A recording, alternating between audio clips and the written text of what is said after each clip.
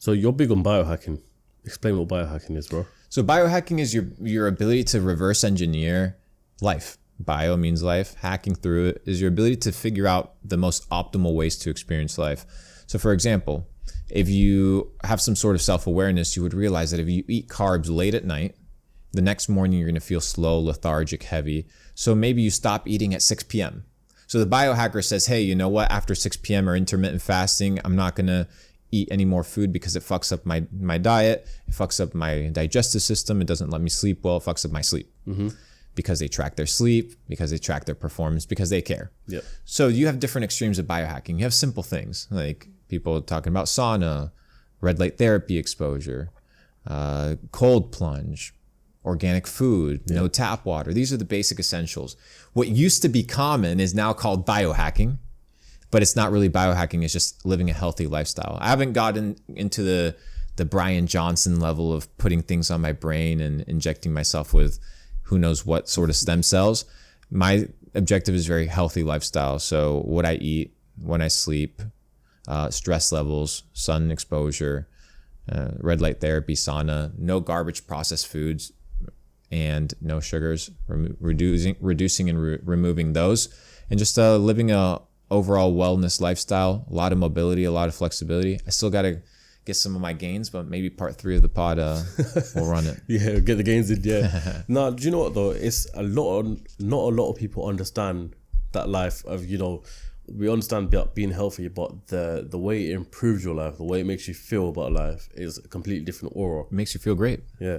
You mentioned towards the beginning of this podcast that, I think you're having a chat with one of your friends, and, if you want to potentially take a couple of years off just to go traveling around the world and all of that, is that a stage you're in life right now? You've made the money and now you just want to sit back and explore the world? Because after this you're going to where, you said? So this is a business trip, but London, Dubai, Malaysia, Taiwan, Singapore, Cambodia, and then back west.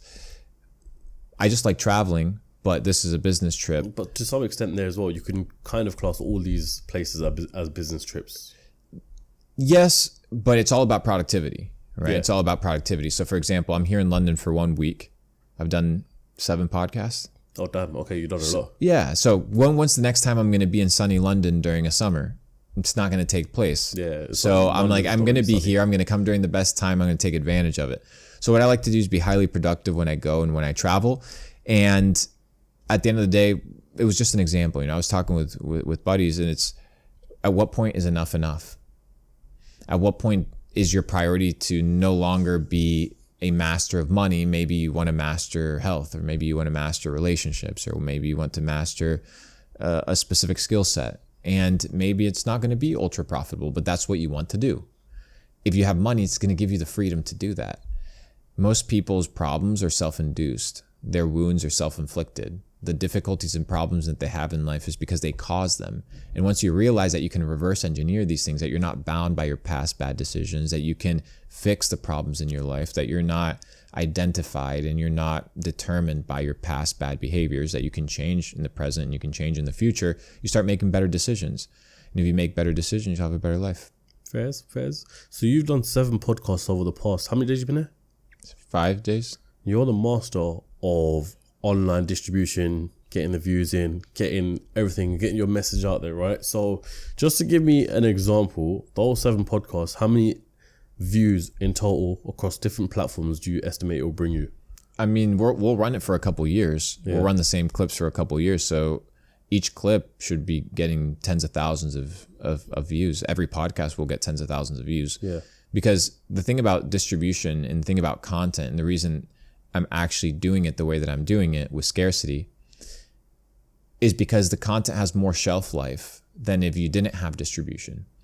Back in the day, prior to the For You page and the Explore page, where people weren't competing for attention and swipes, you would have to compete via thumbnail. And that was the way that you would hook people. That was your For You page. However, the algorithm wasn't as good and wasn't as refined for new videos and new content and new pages. So the ability to scale vertically through multiple pages was different. If I wanted to scale horizontally today with a lot of accounts, I could do it. Back in the day, if I wanted to have multiple YouTube channels, I would have multiple YouTube channels, maybe in different languages, Mr. Beast level. Yep. But I'm still bound by what the algorithm pushing me, the thumbnail, retention rate, a lot of these different things that mass distribution allows you to do what?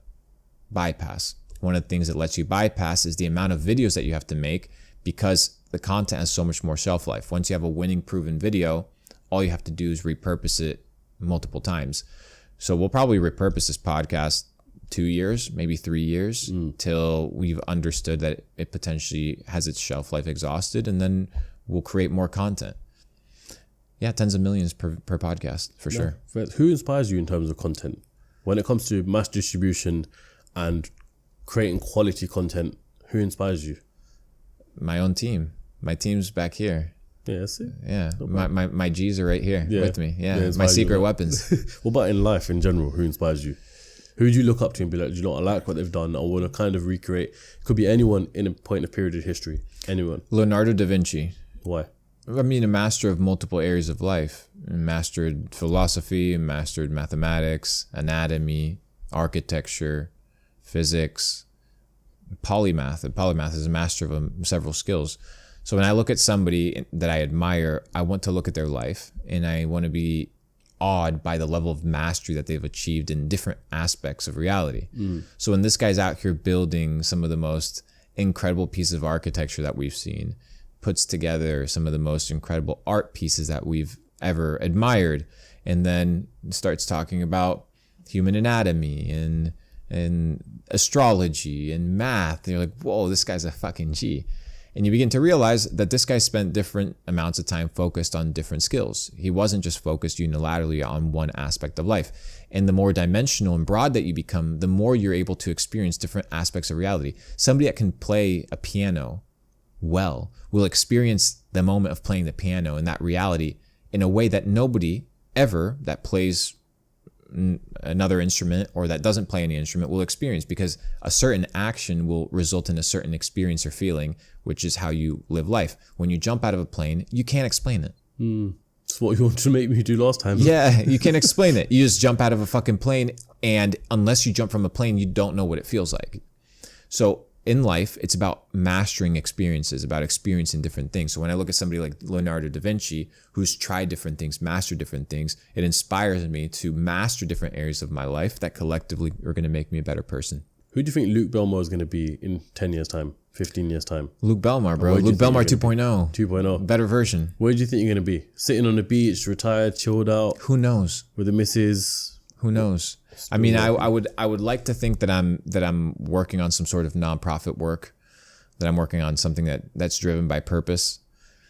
You can enjoy retirement. You can enjoy, the leisure life for only so long before it begins to kind of rot you. You have to have something that drives you, something that wakes you up in the morning. This hedonistic lifestyle of just like indulgence and spending and indulging in different habits or in different addictions and thinking that is the end all be all, you're just a slave to a different thing.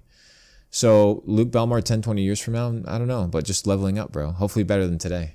More jacked, hopefully. More jacked, yeah. And what's your message to the world?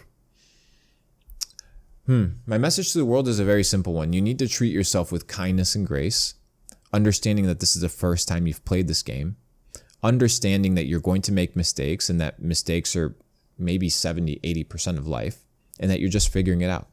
Focus on making small mistakes. Don't make irreversible mistakes, like having a kid outside of marriage or, getting into credit card debt that you shouldn't be getting into, because these irreversible mistakes are things that you're going to have to carry and decisions that you're going to have to live with for the rest of your life. The point is, if you want to level up in life, you need to focus on reducing liabilities and increasing your odds of winning. Good habits, good relationships, positive mindset, positive affirmations, things that elevate your consciousness and your mindset. And treat yourself with kindness, grace, and respect, because it's the first time that you're experiencing this game. Once you treat yourself that way and you understand that failure isn't a bad thing, failure is just an inevitable part of the process, you just continue attempting and attempting and attempting, and through those attempts, you become a master of life. How do you not get phased from when you do fail? Because everyone's bound to fail in life. How do you bounce back from failure? Resilience. Remember that we talked about the key determining factors of somebody that's going to be successful versus somebody that's not successful beyond education. It's resilience and stress tolerance. True. Your ability to handle stress and your ability to bounce back. Resilience is your ability to bounce back. Dude, how many times, you know this. Anytime you get to the next level, you feel the same pressure that you felt when you were at a lower level with less skills. Yeah. All you are is leveling up. You're going to have to feel pain before you feel pleasure. You're going to have to feel, weak before you feel strong. You're going to have to feel dumb before you feel smart. It's just the name of the game. Yeah, Fizz. Well, Luke, I want to appreciate you for coming on the podcast, my bro. And if people want to find you on socials, where can they do so? Well, first of all, #undeniable in the comments section. If you want to live an undeniable life, when somebody looks at you, they say, this is a real G motherfucker, bro. This is the real deal. #undeniable, @Luke Belmar on all the socials. Brother, thanks for having me. Hopefully next time in Miami. Yeah, that'd be good. I'm coming Miami in November. You told me to come last time in November. Maybe part 3 on the yacht. Sick. Let's do it. Hey, thank you, brother. That's gonna be quite sick, Sweet as. Cool. Guys, make sure you subscribe, like, share. If you found value in this episode, make sure you share it with a friend. Until then, I'll see you lot in the next episode of CEO Cast next Sunday. Peace. Sweet as. Sweet as. Anything else, bro? Good time? Yeah, good time. Good shit.